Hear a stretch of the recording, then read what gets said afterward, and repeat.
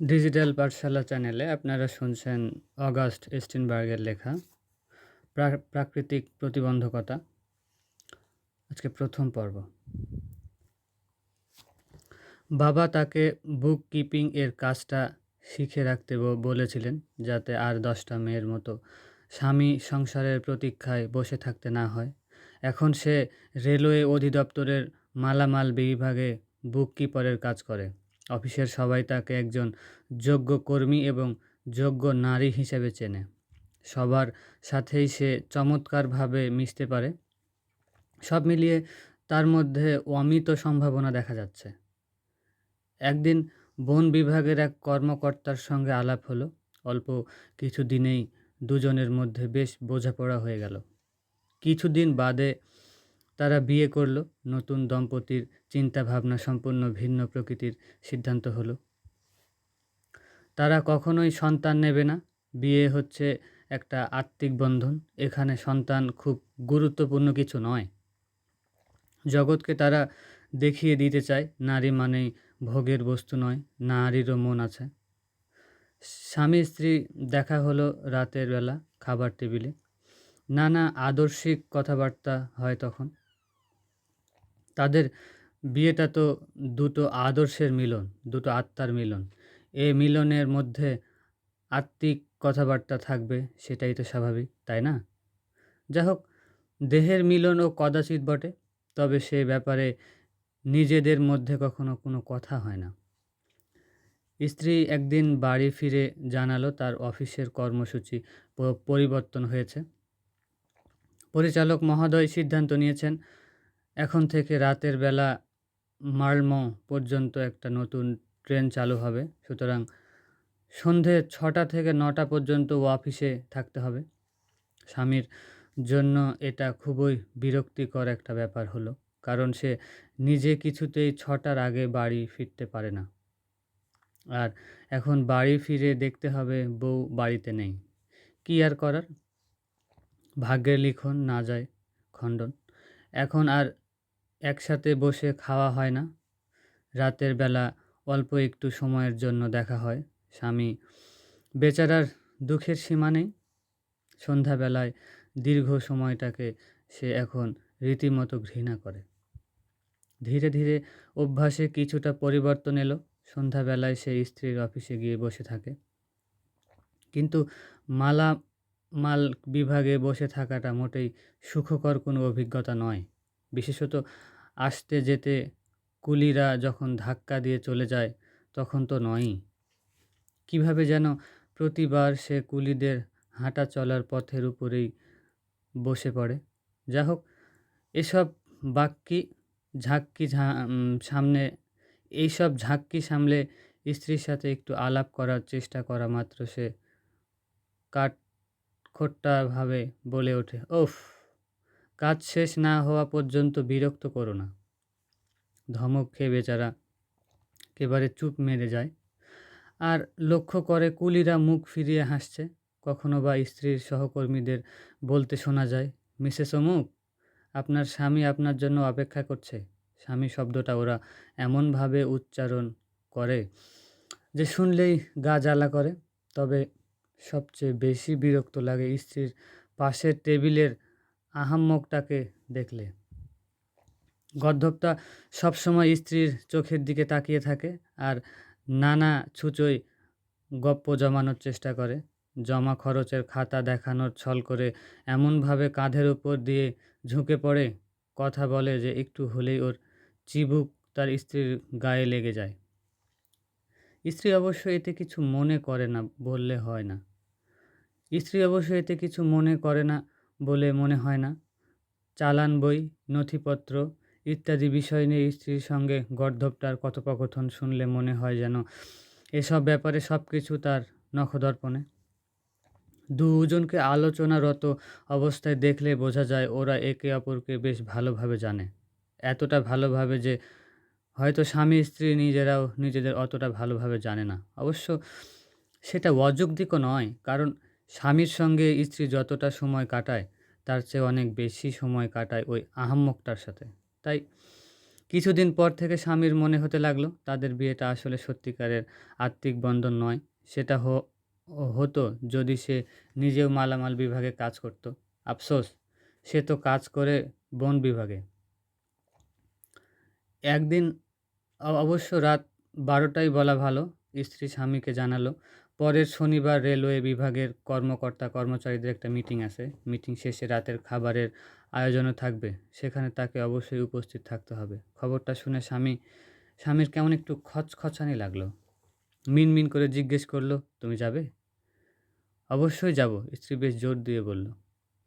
স্বামী আগের মতোই অস্বস্তি নিয়ে রইল, কিন্তু এতগুলো পুরুষ মানুষের মধ্যে তুমিই একমাত্র মহিলা। তাছাড়া জানো তো, পুরুষ মানুষের পেটে মদ পড়লে অন্য কিছু আর খেয়াল থাকে না। তুমি তোমার বোন বিভাগের মিটিংয়ে আমাকে ছাড়া যাও না?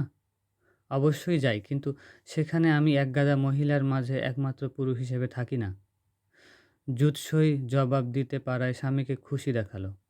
স্ত্রী এই ভেবে অবাক হলো, তার স্বামী যে কিনা সবসময় নারী মুক্তির কথা বলে, আজ এমনভাবে বলছে তার মিটিংয়ে যাওয়া নিয়ে আপত্তি করছে। সে কি ভুল করেছে? নারী আর পুরুষ সমান সমান নয়? শেষ পর্যন্ত স্বামীকে হার মানতে হলো, স্বীকার করতেই হলো এগুলো তার ব্যক্তিগত বিভ্রান্তি।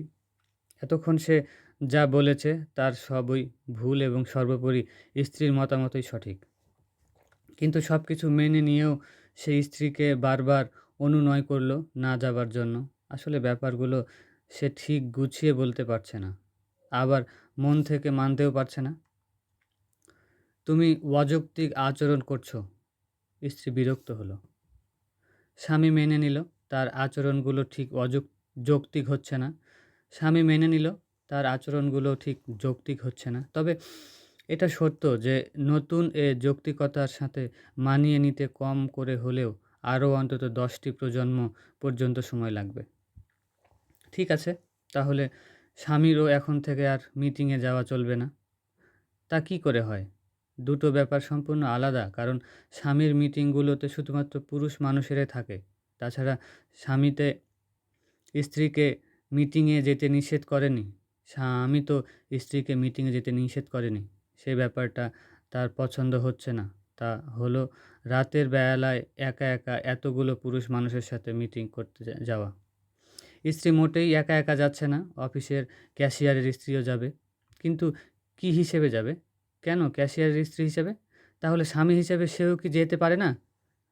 তা হয়তো পারে, কিন্তু এসবের মধ্যে গিয়ে নিজেকে সে একেবারে সস্তা বানিয়ে ফেলবে না? নিজেকে সস্তা বানাতে স্বামীর কোনো আপত্তি নেই। আচ্ছা, স্বামী কি হিংসা করছে? অবশ্যই। কেন নয়? তাদের দুজনের মধ্যে অন্য কিছু আসতে পারে এই ভেবে সে রীতিমতো আতঙ্কিত হচ্ছে। উফ! কী লজ্জা! কী অপমান! অবিশ্বাস! ঈর্ষা! স্বামী তাকে কি মনে করে? মনে করে তার স্ত্রী সম্পূর্ণ নিখুঁত। মনে করে সে এতক্ষণ যা বলেছে তা ঠিক নয়। স্ত্রী ইচ্ছা করলে মিটিংয়ে যেতে পারে। বাহ!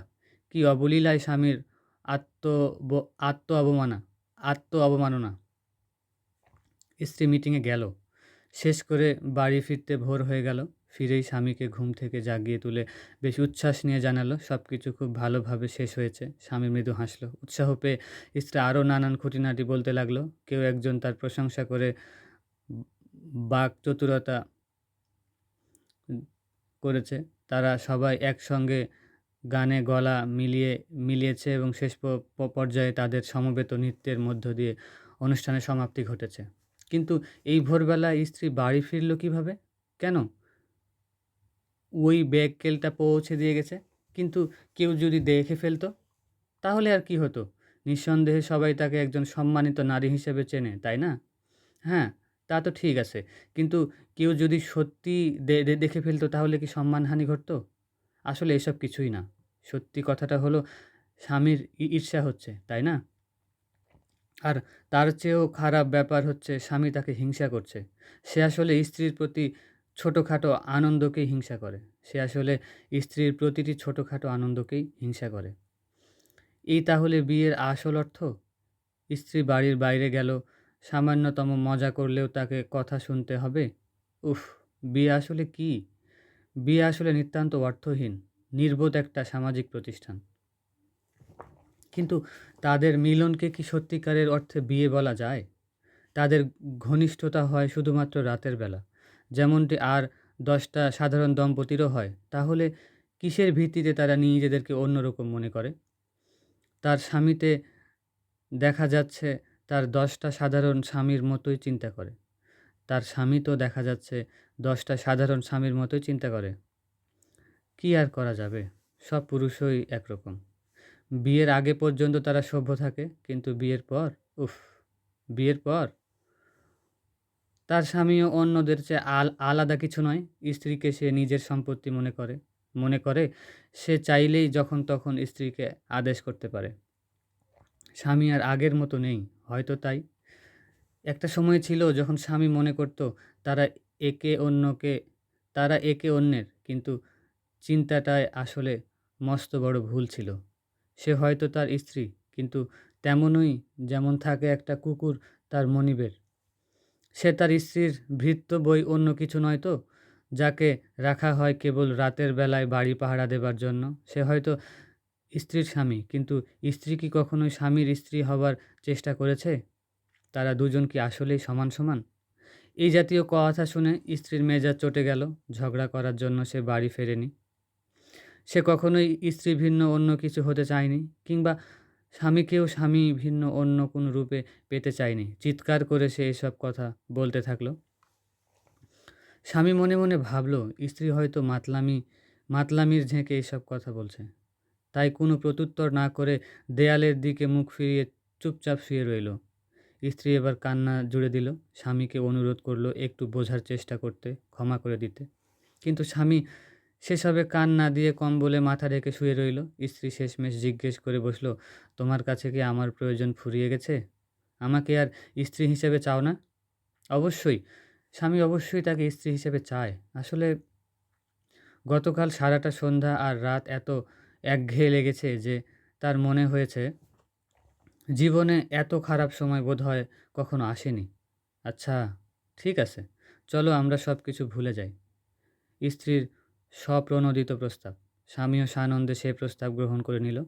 আবার তারা একে অন্যকে ভালোবেসে দিনাতিপাত করতে লাগলো। পরদিন সন্ধ্যায় স্ত্রীর অফিসে গিয়ে জানা গেল কিছু টুকিটাকি কাজ সারতে স্ত্রী গুদাম ঘরে গেছে। সুতরাং স্বামী বেচারা একা একা বসে রইল। হঠাৎ করে বাইরে থেকে রুমের দরজা খুলে গেল। সেই আহাম্মকটা দরজার ফাঁক দিয়ে মাথা গলিয়ে জিজ্ঞেস করলো, অ্যানি রুমে আছে নাকি? অ্যানির স্বামীকে দেখে হকচকিয়ে গিয়ে সাট করে সরে পড়ল হতভাগাটা।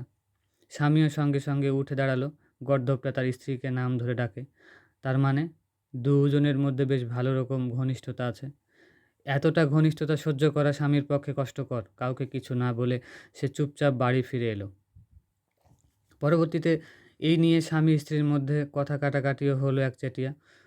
স্ত্রী অভিযোগ, নারী মুক্তির ব্যাপারটা তার স্বামী আসলে কখনোই মন থেকে মেনে নেয়নি।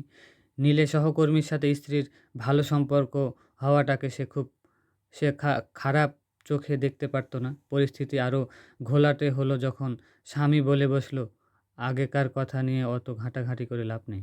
মানে কি? তুমি নিশ্চয়ই ভেবেচিন্তে কথা বলছো না? তুমি নিশ্চয়ই আগেকার দৃষ্টিভঙ্গি বদলে ফেলেছে। স্বামী তার আগেকার দৃষ্টিভঙ্গি বদলে ফেলেছে। কারণ জীবন নিয়ত পরিবর্তনশীল। আর এই পরিবর্তনশীলতার সঙ্গে মানিয়ে চলতে দৃষ্টিভঙ্গির পরিবর্তনটাও আবশ্যক। তবুও যদি তাকে জিজ্ঞেস করা হয়, বিয়ে বলতে আত্মিক বন্ধনের সেই ব্যাপারটা সে এখনো বিশ্বাস করে কিনা, সে জবাব দেবে, বিয়ে ব্যাপারটাতেই এখন আর তার বিশ্বাস নেই। তা সে যে ধরনের বন্ধনেই হোক না কেন, ব্যাপারটা আসলে আমূল সংস্কার প্রয়োজন। তাছাড়া যদি আত্মিক বন্ধনের কথাই বলা হয়, তাহলে তো বলতে হয় তার স্ত্রী ওই গর্দভটার সাথে আত্মিক বন্ধনের সঙ্গে বিবাহিত। সুতরাং প্রতিদিন ঘন্টার পর ঘন্টা তারা নানান বিষয়ে কথাবার্তা বলে। নিজেদের মধ্যে বোঝাপড়াটাও ভালো না। অথচ স্বামীর বন বিভাগ নিয়ে কিন্তু স্ত্রীর ন্যূনতম আগ্রহ নেই। তাহলে কি স্বামী স্ত্রীর মধ্যে আত্মিক কিছু আছে বলা যায়? সত্যিই কি তাদের মধ্যে কোনো বন্ধন দাবি করা যায়? না, যায় না। অন্তত এখন আর দাবি করা যায় না। স্বামী যখন নারী মুক্তি নিয়ে নিজের চিন্তাভাবনার পরিবর্তন করেছে, তখনই সে এই দাবিকে নিজের হাতে খুন করেছে। স্ত্রী অন্তত তাই মনে করে। সংসার এখন আর বেশি অসহনীয় সংসার এখন আরও বেশি অসহনীয় হয়ে উঠেছে। মালামাল বিভাগের চিন্তাভাবনা বাদ দিয়ে স্বামী এখন তার বন বিভাগের সহকর্মীদের সঙ্গ খুঁজে নেয়। সে বিভাগের কাজকর্ম যে বিভাগের কাজকর্ম সে বোঝে না, সে বিভাগের কোনো কিছু নিয়ে আর মাথা ঘামাবে না সিদ্ধান্ত নিয়েছে। ওদিকে স্ত্রী প্রায় বলে, "তুমি আমাকে আর বোঝো না। আমি মালামাল বিভাগটাকে বুঝি না।" স্বামীর ঠান্ডা প্রতিবাদ। এত রাতে অবশ্য সকাল বলাটাই ভালো। স্বামী জানালো পরদিন তাকে উদ্ভিদবিদ্যার ব্যবহারিক ক্লাস নিতে যেতে হবে। মেয়েদের একটা স্কুলে উদ্ভিদবিদ্যার ক্লাস নেয়ার দায়িত্ব পড়েছে তার উপর। আচ্ছা, তাই নাকি? তো এ কথা আগে বলেনি কেন? বলা হয়ে ওঠেনি। তা মেয়েদের বলতে কি বড় মেয়েদের? হ্যাঁ, ১৬ থেকে ২০ বছরের মধ্যে হবে। সকালবেলায় যেতে হবে? না, বিকেলে। ক্লাস শেষ করে রাতের খাবারের আয়োজনও থাকবে। মেয়েরা নাকি আশেপাশের কোনো গ্রামে গিয়ে রাতের খাবার খাওয়ার বায়না ধরেছে। তাই নাকি? স্কুলের প্রধান শিক্ষকও সাথে থাকবে নিশ্চয়ই? না, উনি থাকবেন না। বন বিভাগের কর্মকর্তার উপর তার যথেষ্ট আস্থা আছে। কর্মকর্তাটি যেহেতু বিবাহিত, তার উপর এতটুকু আস্থা রাখাই যায়। হুম, বিবাহিত হবার কিছু সুবিধাও আছে তাহলে।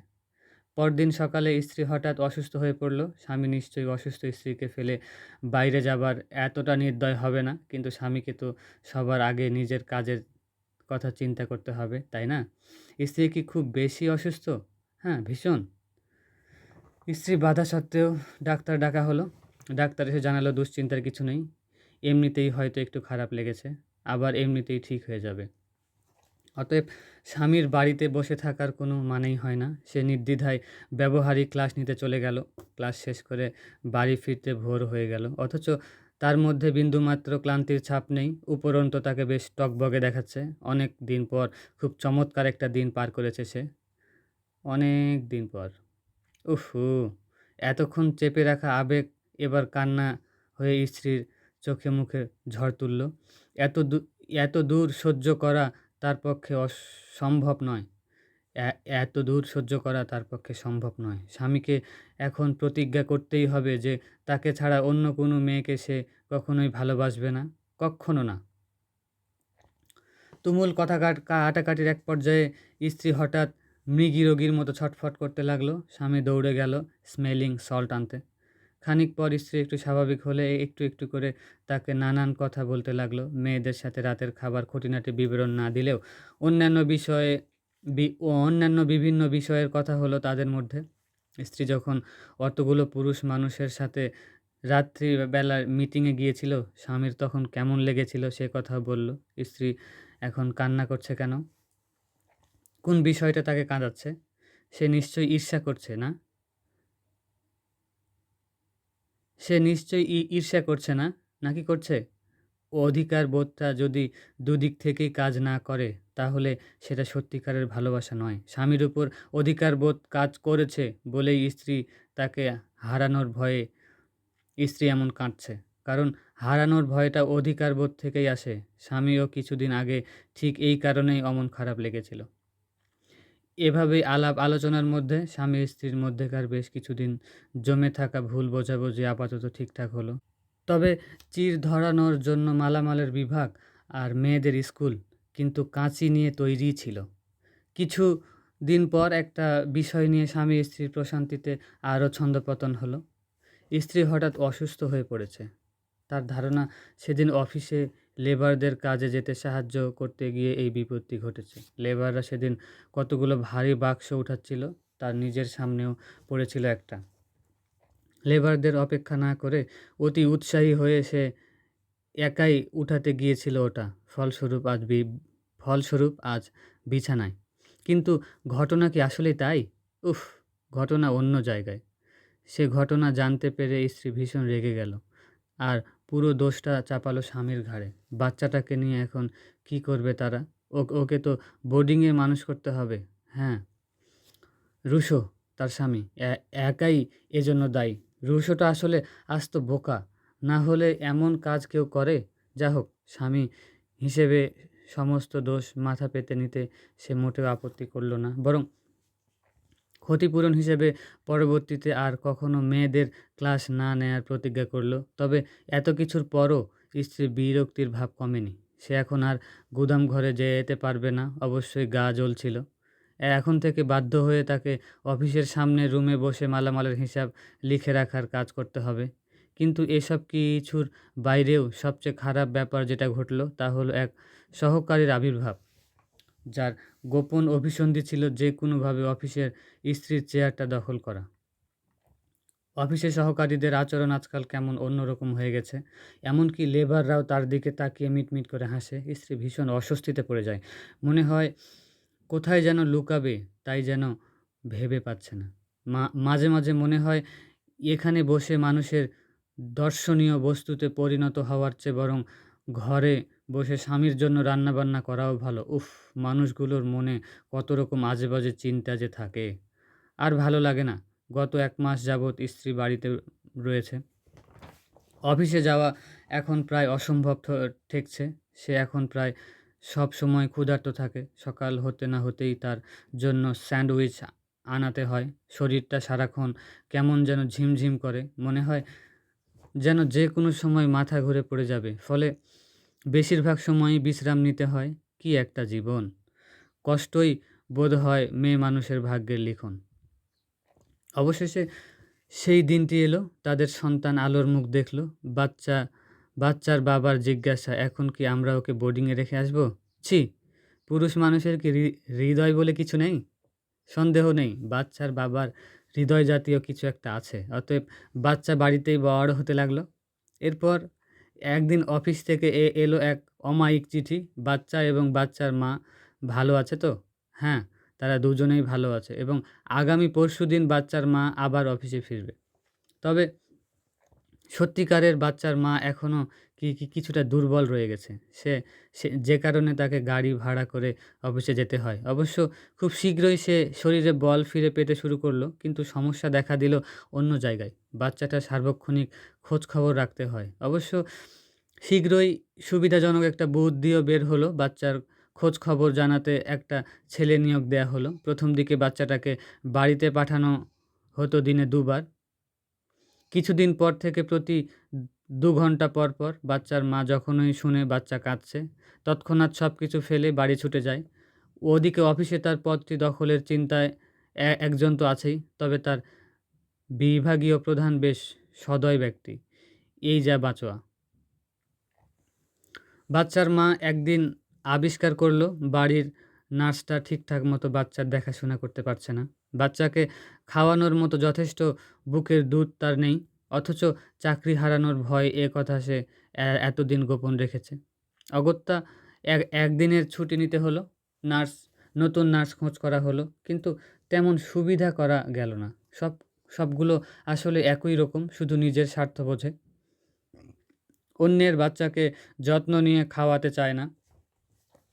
এগুলোর কোনোটার উপরেই আস্থা রাখা যায় না। না, মোটেই আস্থা রাখা যায় না। বাচ্চার বাবাও সহমত পোষণ করল। এক্ষেত্রে একমাত্র নিজে ছাড়া অন্য কাউকেই ভরসা করা যায় না। বাচ্চার মা সরু চোখে তাকালো। মানে কি? তুমি কি আমাকে চাকরি ছাড়ার ইঙ্গিত করছো? উফ! তোমার যেমন ভালো মনে হয় তুমি তেমনই করবে। সবকিছু ছেড়ে ছুড়ে তোমার দাসী হয়ে যাই, সেটাই তো সবচেয়ে ভালো, তাই না? মোটেও না। আমি মোটেই সেরকম কিছু বলছি না। বাবা-মায়ের কথা কাটাকাটির মাঝে পরে বাচ্চার অবস্থা দিন দিন আরও খারাপ হতে থাকলো। নানান অসুখে-বিসুখে ভুগতে লাগলো। ও কিছু না, সব বাচ্চাই অসুখে ভোগে। কিন্তু এসব বলে মনকে আর কতক্ষণ প্রবোধ মানানো যায়? অতএব বাচ্চার মাকে প্রায়ই ছুটে নিতে হয়। সম্প্রতি বাচ্চার মাড়ি ব্যথা হয়েছে।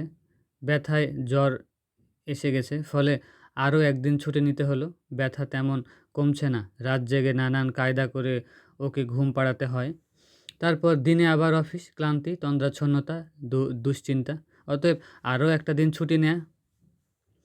বাচ্চার বাবা তার সাধ্যমতো বাচ্চার দেখাশোনা করে, অর্ধেক রাত পর্যন্ত বাচ্চাকে কোলে নিয়ে রাখে, ঘুম পাড়ানোর চেষ্টা করে, কিন্তু কখনোই মালামাল বিভাগের কাজকর্ম নিয়ে কোনো কথা বলে না। তারপরেও স্ত্রী মনে করে, সে জানে স্বামী আসলে ঠিক কী চায়। স্বামী চায় চাকরিটা সে ছেড়ে দিক।